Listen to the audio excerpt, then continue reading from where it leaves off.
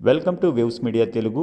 అంబటి రాంబాబు గుంటూరు జిల్లా వైఎస్ఆర్ కాంగ్రెస్ పార్టీ అధ్యక్షులు మాట్లాడుతూ చంద్రబాబు ఆదేశాలతోనే తెలుగుదేశం నాయకులు ఇలా బరితెగించి విష ప్రచారం చేస్తున్నారని, తిరుమల లడ్డూలో పంది కొవ్వు జంతువులను కలపలేదని సిబిఐ చెప్పిన తర్వాత కూడా తెలుగుదేశం నాయకులు ఇలా దుర్మార్గాలకు పాల్పడుతున్నారని, ఫ్లెక్సీ పైన వైఎస్ జగన్మోహన్ రెడ్డి, సుబ్బారెడ్డి, కరుణాకర్ రెడ్డి బొమ్మలు విష ప్రచారం చేస్తున్నారని, 24 గంటల్లో ఫ్లెక్సీలు తొలగించాలా, లేకపోతే మేమే ఆ ఫ్లెక్సీలు చింపేస్తాం, తిరుమల లడ్డూను రాజకీయాలు వాడుకున్న చంద్రబాబు నాయుడు ప్రజలకు క్షమాపణ చెప్పాలని, వైఎస్ఆర్ కాంగ్రెస్ పార్టీతో పాటు మా పార్టీ నాయకుల పైన తప్పుడు ప్రచారం చేస్తే చూస్తూ ఊరుకోమని చంద్రబాబు, పవన్ కళ్యాణ్కు ఆ దేవుడు కూడా క్షమించడని తెలియజేశారు.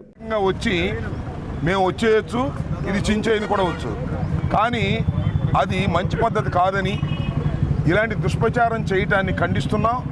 తక్షణమే వితిన్ 24 అవర్స్లో ఈ దుష్ప్రచారపు చేస్తున్నటువంటి ఫ్లెక్సీని తొలగించకపోతే, పోలీస్ వారు యాక్షన్ తీసుకోకపోతే నేనే వచ్చి చించేస్తా. దీనిలో ఏ విధమైన సందేహం లేదు. ఇది తప్పుడు ప్రచారం. చంద్రబాబు చెప్పింది పంది కొవ్వు అన్నాడు, జంతువుల కొవ్వు అన్నాడు. అది కలవలేదని సిబిఐ రిపోర్ట్ ఇచ్చింది.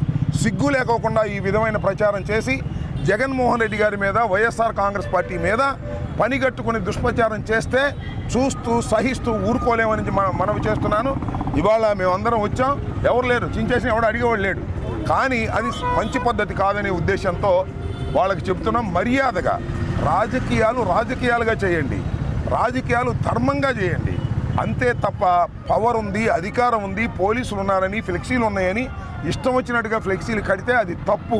అది మంచి సాంప్రదాయం కాదు. ఆ సాంప్రదాయానికి తెలుగుదేశం వాళ్ళు ఫుల్ స్టాప్ పెట్టకపోతే అనుభవిస్తారు. డైరెక్ట్గా వచ్చి ఇచ్చేస్తాం, దానిలో ఏ విధమైన సందేహం లేదు. ఎన్నాళ్ళు కాపలా కాసుకున్నా కూడా ఆ విషయాన్ని చెప్పి వాళ్ళకి కనువిప్పు కలిగించేటటువంటి ప్రయత్నం చేస్తున్నాం. చంద్రబాబుకి ఇప్పుడైనా సిగ్గు తెచ్చుకొని క్షమాపణ చెప్పాలి. పంది కొవ్వు, పశువు కొవ్వు కలిసిందని ప్రచారం చేసిన దుర్మార్గపు ఆలోచనకి ఇప్పటికైనా ఆపాలని కోరుకుంటున్నాం.